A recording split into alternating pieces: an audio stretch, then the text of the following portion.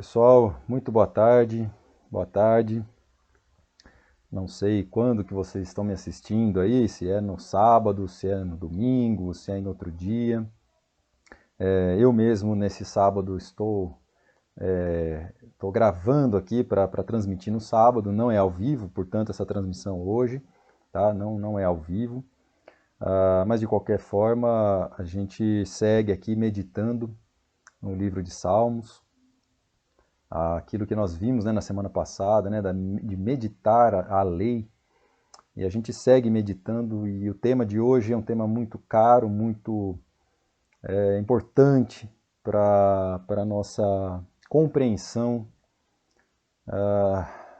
do Deus e Pai de nosso Senhor Jesus Cristo.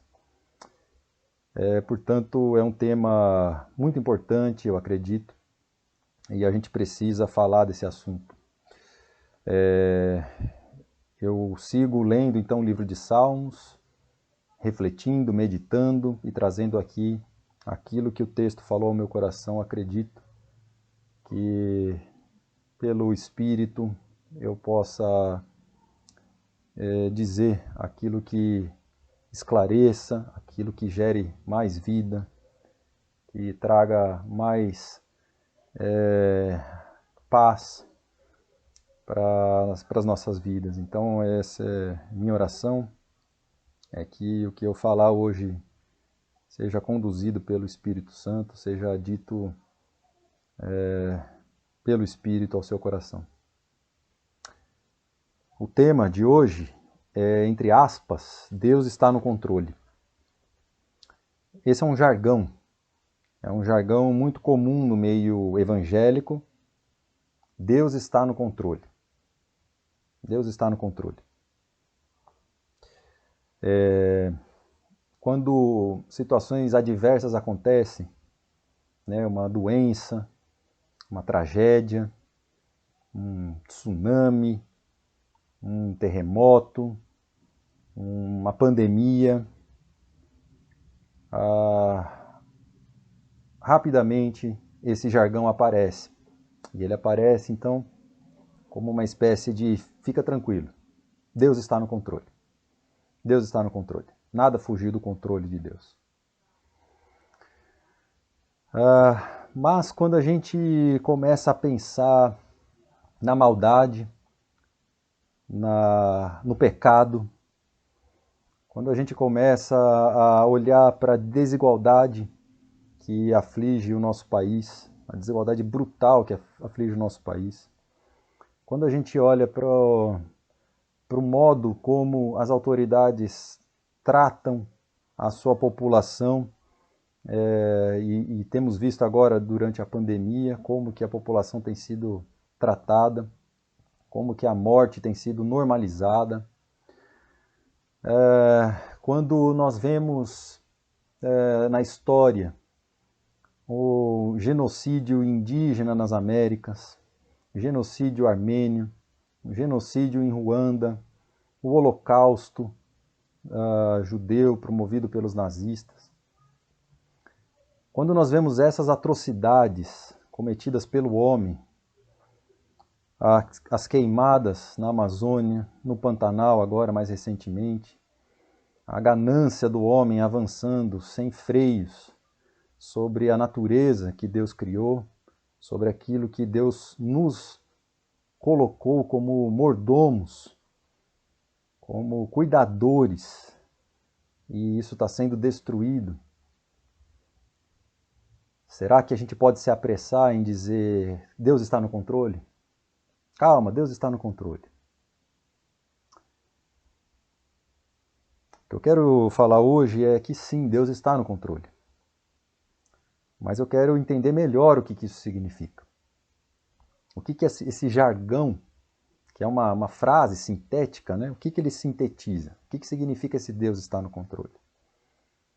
Será que tudo isso que eu mencionei, de um terremoto a devastação da Amazônia, da pandemia ao Holocausto, tudo isso é vontade de Deus?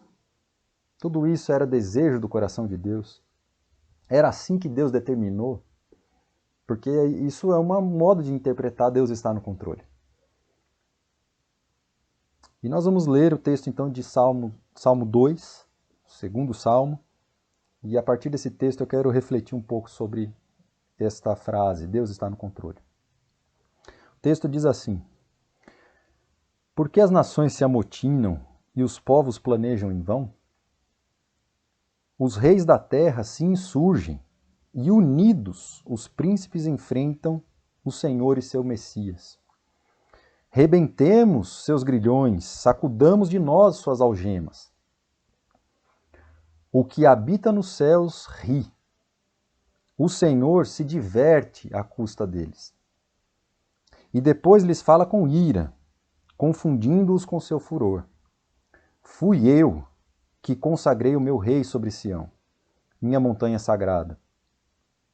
Publicarei o decreto do Senhor. Ele me disse: Tu és meu filho, eu hoje te gerei. Pede, e eu te darei as nações como herança, os confins da terra como propriedade. Tu as quebrarás com um cetro de ferro, como um vaso de oleiro as despedaçarás. E agora, reis, sede prudentes, deixai-vos corrigir, juízes da terra. Servi ao Senhor com temor, beijai seus pés com tremor, para que não se irrite e pereçais no caminho, e num instante sua cólera inflama. Felizes aqueles que nele se abrigam. Bom, esse texto, para mim, diz claramente que há coisas que acontecem que não são da vontade de Deus. Há coisas que os homens planejam, se amotinam, se insurgem e enfrentam. Olha uns verbos aí: amotinam, planejam, insurgem e enfrentam Deus e o seu Messias, Cristo. E aí o que esses líderes da humanidade, o que eles dizem? Rebentemos os grilhões do Senhor, sacudamos de nós as suas algemas. Eles querem autonomia para promover a desgraça, para promover a maldade, para promover o desejo do coração deles, que é contrário a Deus, porque eles interpretam que a vontade de Deus, que o reino de Deus é um grilhão para eles, são algemas para eles. É contrário à liberdade deles, é contrário à vontade que eles têm. Então eu vejo já nesses primeiros 3 versículos aqui, eu vejo que há homens, líderes, homens e mulheres, que se insurgem contra Deus para promover a desigualdade, para promover a morte, para promover aquilo que é contrário ao plano de Deus e à vontade de Deus. Mas então significa que Deus não está no controle? Então significa que esses homens fazem o que eles querem? Na sequência do texto, nós lemos a fala do próprio Deus. O próprio Deus diz no versículo 6: Fui eu que consagrei o meu rei sobre Sião, minha montanha sagrada. E antes disso, no 4 e no 5, Deus ri. Deus se diverte à custa deles, dá gargalhadas quando os mestres da humanidade, quando os líderes do mundo se insurgem contra ele. E depois de gargalhar desse plano humano, Deus manifesta sua ira e afirma que ele consagrou Cristo sobre Sião. Deus está no controle. Deus está no controle. Mas isso não significa que a gente deva olhar para as atrocidades cometidas no mundo e dizer: Deus está no controle. Como se isso justificasse o que vem sendo cometido no mundo. Não. O controle de Deus se dá por sua intervenção na história, dizendo que ele consagrou o rei dele sobre Sião. E esse rei é Cristo. Na sequência do texto, nós vemos um terceiro personagem, que é Cristo, falando de Deus. Ele diz: Deus me disse, ele me disse, o Senhor me disse: Tu és meu filho, eu hoje te gerei. Pede e eu te darei as nações como herança, os confins da terra como propriedade. Tu as quebrarás com cetro de ferro, como um vaso de oleiro as despedaçarás. É por isso, então, que quando o Messias, quando Cristo entra nessa história, ele afirma: Deus me consagrou como filho, me gerou como filho e me deu as nações como herança.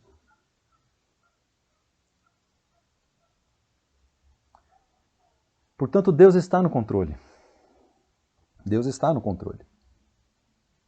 Mas não é exatamente o modo como a gente usa esse jargão. Deus estar no controle aqui significa Deus dará um basta nessa situação. Haverá um dia em que Deus dará um basta nessa história. E então o Messias, o Filho de Deus, reinará sobre a terra. E os líderes e aqueles que foram revestidos de autoridade para promover o reino de Deus na terra, mas fizeram sua própria vontade e agiram de acordo com o seu interesse, contrário ao de Deus, vão receber de Deus juízo, que é o que está aqui. Cristo quebrará com um cetro de ferro, e essas nações e esses homens serão como vasos de barro, que vão se despedaçar. Deus está no controle, não significa que Deus aprova, nem que Deus tenha essa vontade, nem que Deus precise dessa situação para fazer a sua vontade.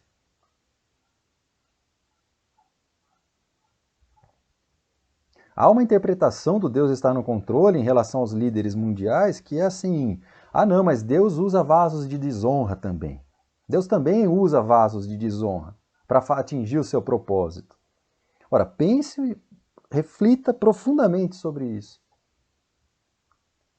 Faz algum sentido dizer que Deus usa vasos de desonra? Ou seja, que Deus, para fazer um trabalho sujo na terra, ele precisa de homens. Então ele precisa de um Hitler para fazer uma atrocidade como o Holocausto. Ele precisa dos atuais líderes do mundo para promover a desigualdade, queimadas, destruição, morte. Ele precisa disso para atingir o seu propósito. Ora, isso não faz o menor sentido. Não faz o menor sentido. Não faz o menor sentido pelo texto que nós vemos. Deus irá julgar essas nações e julgar esses líderes. Ora, como é que ele pode usar e depois julgar? Ocorre que o nosso Deus, o Deus e Pai de nosso Senhor Jesus Cristo, é um Deus que transforma o mal em bem. Como José, no Egito, disse: não era a vontade de Deus que tudo aquilo ocorresse com José, que ele fosse desprezado, vendido como escravo. Aquilo é a história da maldade dos irmãos dele. Mas José diz: Deus transformou o mal que vocês me fizeram em bem. Então esse julgamento, esse juízo de Deus virá para promover o bem, para promover a paz. para promover a justiça. E isso ainda não ocorreu. Agora, por quê? Difícil entender isso. Difícil. Mas o versículo 10 dá uma espécie de dica para nós. O versículo 10 diz: Agora, reis, sede prudentes, deixai-vos corrigir, juízes da terra. Servi ao Senhor com temor e beijai seus pés com tremor, ou seja, ainda há tempo. Ainda há tempo. Façam o que é bom. Façam o que é bom, façam o que agrada a Deus. Se arrependam, mudem de mentalidade, mude sua atitude.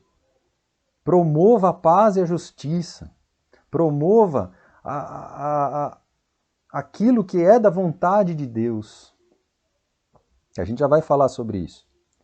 Mas há aqui então uma espécie de apelo a esses líderes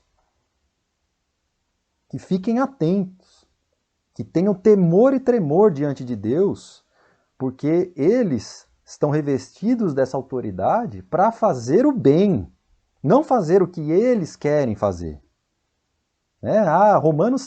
Romanos 13 e tal, não sei o quê. A autoridade foi colocada por Deus, tarará. Muito bem, Romanos 13. A autoridade foi colocada por Deus para quê? Para promover paz e justiça. Não para fazer o que lhes agrada. Não para fazer a vontade deles. Não para se insurgir contra o Senhor e seu Messias. As autoridades estão colocadas para fazer a vontade do Senhor e do seu Messias. E se fizerem o que é contrário a ele, Cristo, quando vier em sua glória, para trazer o reino de Deus em definitivo sobre a terra, trará juízo e julgará esses líderes, esses juízes e essas nações.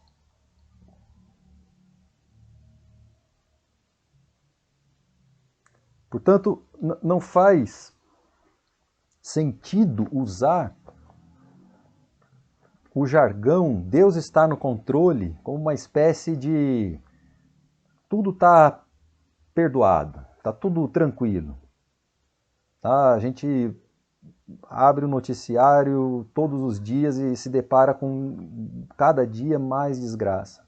E aí não, Deus está no controle. Deus está no controle neste sentido que nós estamos lendo. Deus está no controle significa que Ele dará um basta, que haverá um dia em que a sua misericórdia se acabará, nesse sentido que está aqui no texto, em que Ele não vai mais esperar, Ele vai concluir essa história de rebeldia do homem e trará então justiça, juízo e paz sobre a terra. A misericórdia de Deus está disponível. Deus aguarda. Está dizendo, sede prudentes, reis. Juízes da terra, deixem-se corrigir. Dá tempo, ainda há tempo. Porque quando o juízo vier, vocês vão perecer no caminho, como diz o versículo 12. E em um instante a sua cólera se inflamará.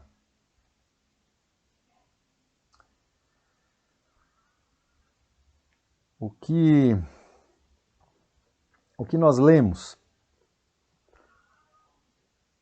é que a vontade de Deus, pelo profeta Jeremias, no capítulo 29, bem conhecido esse texto também, Jeremias 29, versículo 11, diz assim, Jeremias 29, versículo 11, Sim, eu conheço os desígnios que formei a vosso respeito, desígnios de paz e não de desgraça, para vos dar um futuro e uma esperança. Eu bem sei os pensamentos que tenho sobre vós, pensamentos de paz, não de desgraça. A vontade de Deus, o plano de Deus, o desejo do coração de Deus, expresso na figura do seu Filho, Cristo, é que o reino de Deus é o reino de amor, é o reino de paz, é um reino de justiça, é um reino onde a natureza prospera, é um reino onde não falta alimento, é um reino onde há esperança, onde há futuro para todas as pessoas, para todas as espécies. O reino de Deus é um reino de alegria, é um reino do Espírito, é um reino onde a vontade de Deus é feita. Por isso nós oramos assim no Pai Nosso. Que a sua vontade, a vontade de Deus, seja feita na terra como ela é feita no céu. Deus está no controle. Deus está no controle porque Ele determinará um dia em que o reino de Cristo será colocado na terra e então nós viveremos aquilo que nós lemos em Salmo 85. Salmo 85, versículo 9. Salmo 85, versículo 9. Ouvirei o que o Senhor Deus diz, porque Ele fala de paz ao seu povo e aos seus fiéis, para que não voltem à insensatez. Sua salvação está próxima dos que o temem, e a glória habitará a nossa terra. Amor e verdade se encontram, justiça e paz se beijam. Da terra germinará a verdade, e a justiça se inclinará do céu. O próprio Deus dará felicidade, e a nossa terra dará seu fruto. A justiça caminhará à sua frente, e com seus passos traçará um caminho. Este é o reino de Deus. Este é o reino de Deus.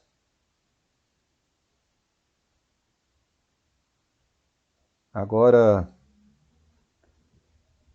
homens e mulheres sanguinários, violentos, mentirosos, arrogantes, ladrões, que governam o mundo, que controlam as vidas humanas e também a natureza,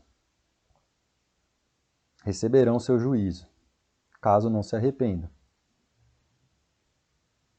Então, quando nós dissermos Deus está no controle, não, Deus não precisa desses homens para atingir o seu propósito. Não, Deus não precisa de vasos de desonra para trazer amor e verdade, justiça e paz. Deus não precisa disso.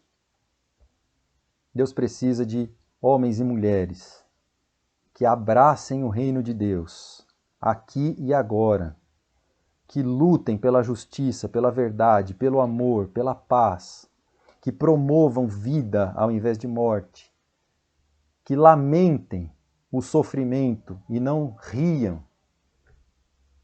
ou desdenhem, e daí, da morte de milhares de pessoas.